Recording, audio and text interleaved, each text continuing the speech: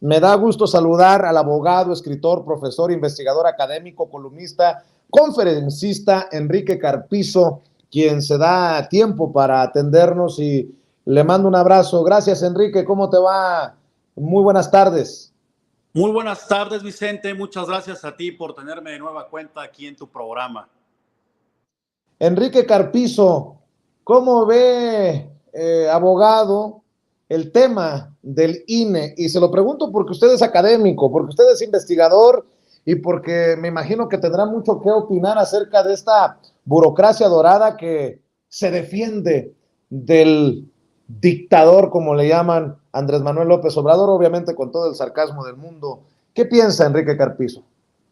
Mira, increíblemente el Instituto Nacional Electoral ha jugado un papel importante, evidentemente, en el crecimiento y el mantenimiento de la democracia en México.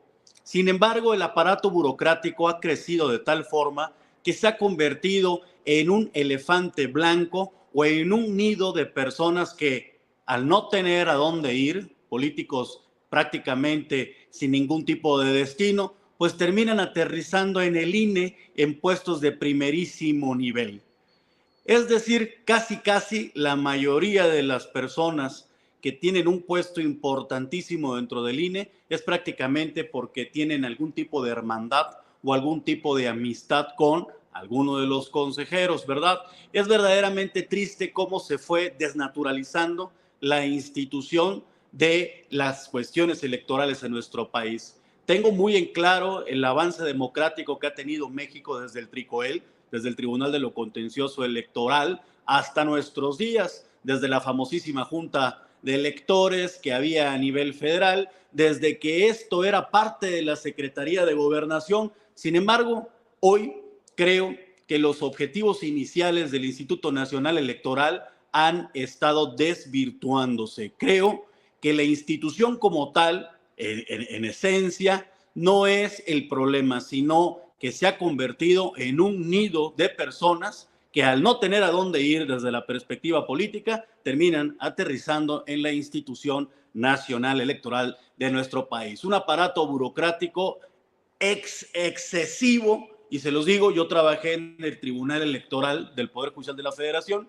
y créanme que cuando no había elecciones, en la mayoría de los estados nos preguntábamos, bueno, ¿y qué están haciendo todas esas autoridades electorales? Inclusive me tocó estar cerca, tener acceso a los programas para el registro de partidos políticos y bueno, la aplicación, la app. Y me pregunto en este momento que esa app que se usa para crear partidos políticos, para legitimar la existencia de partidos políticos, ¿por qué no se usa para efecto de legitimar elecciones? Es muy importante que tengamos en consideración eso y que inclusive comencemos a replantearse la idea de las elecciones, de los funcionarios públicos que están sujetos a elección, porque valdría mucho la pena que en vez de votar a un diputado o un senador que hace una campaña para cumplirle a la gente que es verdaderamente, ¿cómo decirlo?, fallida de origen, porque salen a la calle a prometerle a la gente cosas que no pueden cumplir porque ellos únicamente y exclusivamente se dedican a legislar, a hacer leyes que muchos de ellos ni siquiera hacen, ¿verdad?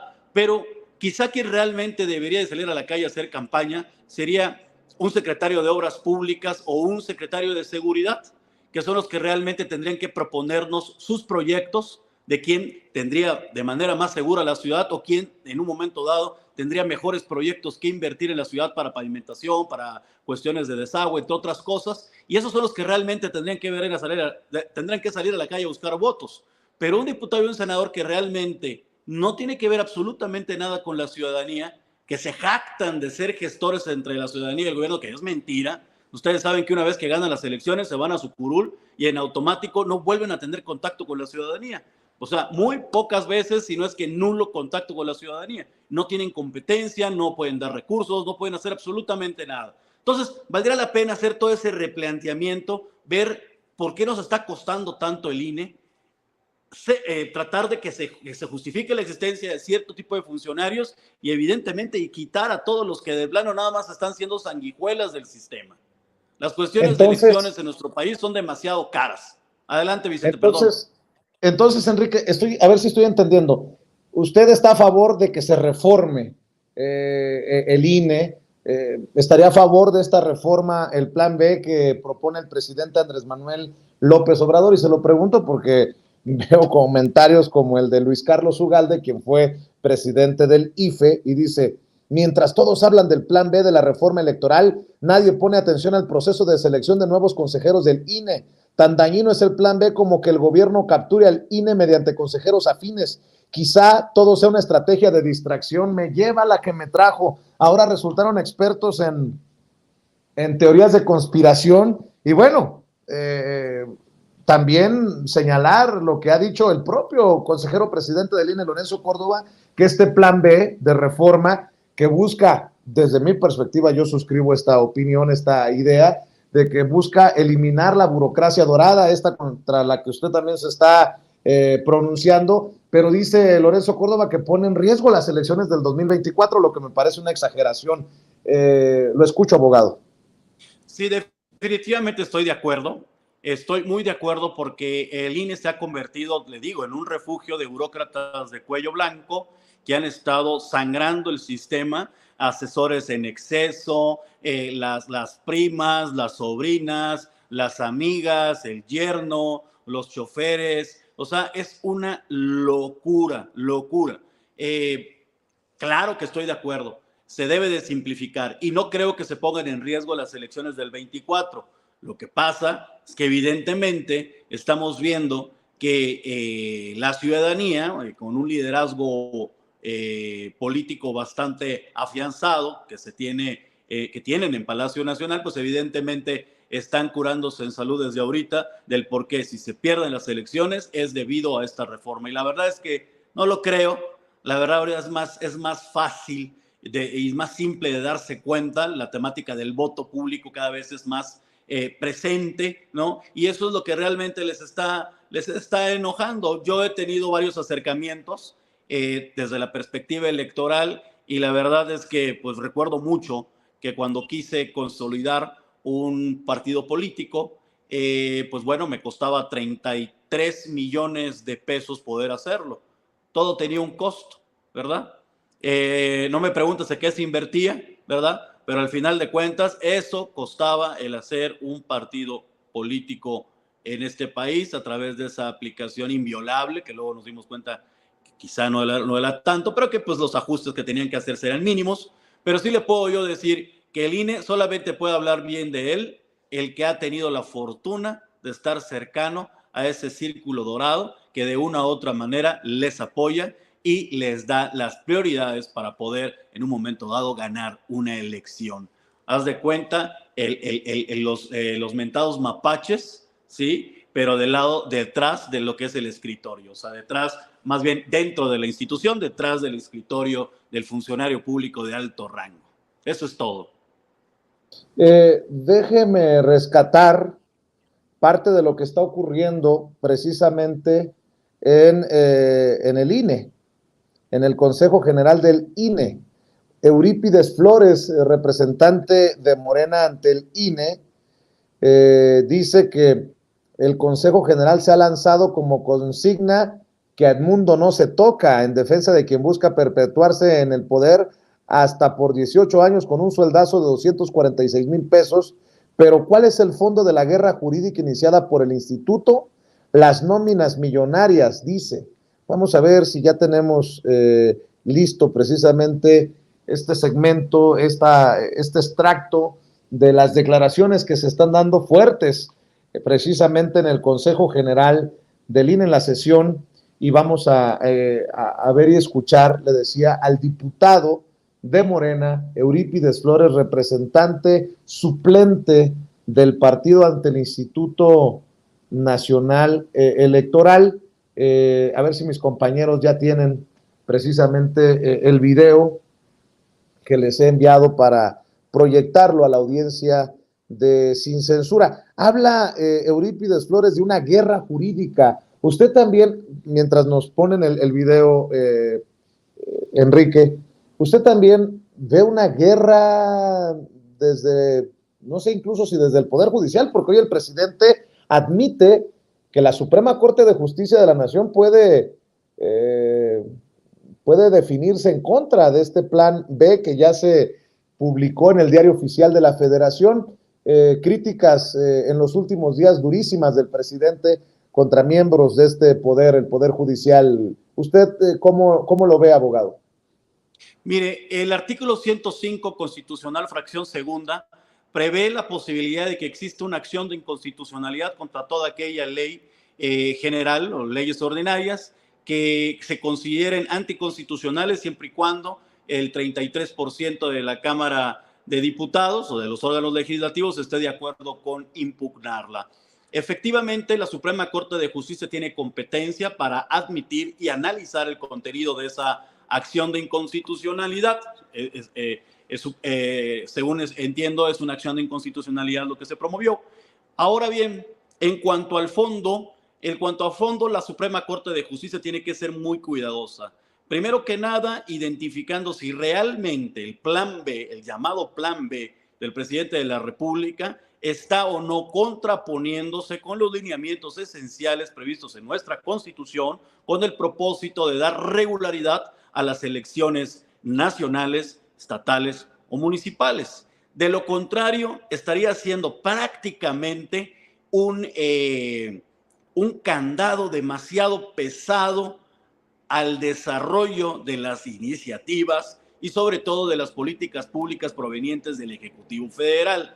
Si bien es cierto que el Poder Judicial de la Federación debe ser un contrapeso entre los poderes, lo cierto es que ese contrapeso tiene que ser objetivo y sobre todo en favor de los derechos y las libertades. Al día de hoy, no considero que se esté poniendo en juego la democracia del país, sino más bien la caja chica de elecciones de unos cuantos en México. Y creo que eso tiene que acabarse. La burocracia en el INE es apabullante. Los privilegios de que gozan son apabullantes. Y no me estoy refiriendo a la gente que es mecanógrafa, porque esa es la más explotada. No me estoy refiriendo a la gente que tiene un puesto de medio pelo. Me estoy refiriendo a la gente que realmente hace uso de este tipo de privilegios a nivel federal en puestos verdaderamente a veces hasta de sobra. Por ejemplo, hablábamos de una persona que firma las tarjetas del INE. Dios mío, firma las tarjetas del INE. Ahorita ya es suficiente que pongan un código QR para saber si algo es real o no es real.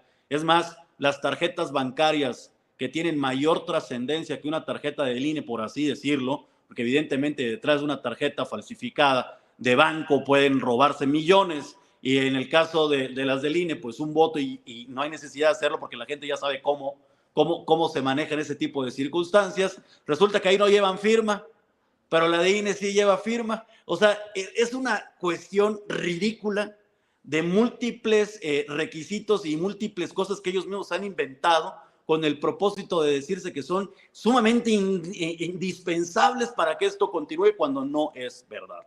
Es importante que la Suprema Corte de Justicia tenga en consideración que México al día de hoy se duele de una burocracia bastante crecida en el INE y que no ha dado los resultados adecuados. ¿Por qué? Porque siguen habiendo problemas en las elecciones. Cada vez que hay elecciones seguimos viendo que el fraude, seguimos viendo que se imprimen actas de más, que no sé quién por ahí consiguió más actas, que los paquetes electorales se violentaron, que no están bien contados los votos. Entonces, no se entiende realmente, y además es importante que tengan en consideración algo. Cuando hay elecciones, las casillas y los que contabilizan son los únicos que prácticamente están haciendo el trabajo duro. ¿Los demás dónde están? Viendo monitores, viendo estadísticas. Exacto. ¿Qué te parece si vemos y escuchamos estas declaraciones de Eurípides Flores, el diputado, y cerramos con tu opinión, abogado? Échalo, David. Vamos a ponerlo en claro, ¿de qué se trata esta discusión más allá de los discursos democráticos? No es una lucha por la democracia la que se está dando aquí, no son discursos por la democracia. Lamentablemente es una lucha vulgar por cargos. Porque ¿qué es lo que se modifica de la Secretaría Ejecutiva en esta reforma electoral? Voy a leer un par de apartados del artículo 51 de la LEGIPE. ¿Cuáles eran las funciones del secretario ejecutivo que ya se acabaron? Aprobar la estructura de las direcciones ejecutivas, vocalías y demás órganos del instituto, conforme a las necesidades del servicio y los recursos presupuestales. Nombrar a los integrantes de las juntas distritales y ejecutivas dentro del SPEN de conformidad con las leyes aplicables. Proveer a los órganos del instituto de los elementos necesarios para el cumplimiento de sus funciones. La verdad es que lo que les duele es que se les quita el control administrativo de las plazas, de los recursos. La Secretaría Ejecutiva era el dueño y señor de los dineros del INE y eso se termina con esta reforma electoral. Ahora las funciones administrativas del Instituto Nacional Electoral estarán encargadas a una comisión de administración que integran consejeras y consejeros. Esa es la verdadera lucha, la verdadera molestia de la mafia electoral sobre esta parte de la reforma electoral, una lucha vulgar por cargos. Una lucha vulgar por cargos, dice Eurípides Flores. Su opinión, abogado, para cerrar, Enrique Carpizo. Pues no lo podría haber dicho mejor este consejero. Evidentemente se le están quitando prioridades, la facultad de poder crear plazas y darlas a las personas que ellos consideren, y eso les duele mucho. Por supuesto que se trata de una cuestión de plazas, pero por supuesto, y qué bueno que se hace esta reforma para que a partir de hoy podamos ver que ya el INE no es negocio, como se ha visto siempre. El INE tiene que verse como una institución dedicada a hacer un trabajo de conteo, hacer un trabajo de escrutinio previo, lo que sea, todas las cuestiones que tienen que ver con el otorgamiento oportuno de las credenciales del elector, el mantenimiento del registro electoral, entre otras cosas, pero ya evitar este tema de que esté totalmente lleno de gente que solamente está sangrando el presupuesto y evidentemente pues las plazas, ¿no? Que es lo único que les interesa realmente. Por eso estoy muy de acuerdo con esta reforma. Yo creo que esto va a beneficiar mucho y creo que es el futuro. La simplificación de la burocracia para evitar que todo el mundo quiera vivir del gobierno. Creo que ya es tiempo de que la gente deje de pensar que la única expectativa de vida que se puede llegar a tener es la del gobierno y menos la del INE. Qué fuerte lo que dice Enrique Carpizo, abogado, académico, a quien le agradezco siempre sus opiniones sin censura. Nos vamos a ver pronto, si nos permites, Enrique, y por qué no cerramos invitando a las trincheras, a los esfuerzos que también son digitales, que también están en redes, que realizas desde tu independencia, Enrique Carpizo. Bueno, pues sí, gracias Vicente, claro que sí, con mucho gusto las veces que me invites aquí estaré. Sí, invitar a la gente a que se sume. En mis redes sociales muchas veces estoy publicando videos, estoy subiendo contenido con respecto a lo que considero que en este país venimos arrastrando y que necesitamos de una vez por todas superar. Es importante que los alumnos de las licenciaturas de diversas áreas universitarias se vayan sumando y vayan en un momento dado proponiendo ideas que puedan venir a simplificar la existencia del aparato burocrático de este país, y creo que llegarían a tener muy buen eco porque es el momento histórico en el cual tienen que comenzar a despuntar sus ideas y sobre todo en sus estudios. Enrique Carpizo, a ver, nada más pónganme en pantalla su cuenta de Twitter, por favor, para recordársela, para compartírsela a la audiencia de Sin Censura, mi querido David.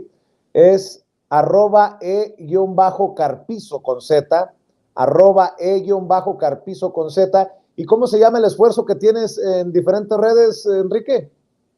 Bueno, uno de ellos se llama Impulso Mexicano, otro se llama Manos Libres por México, y otro de ellos pues es mi cuenta de Facebook, donde aparezco como Enrique Carpizo.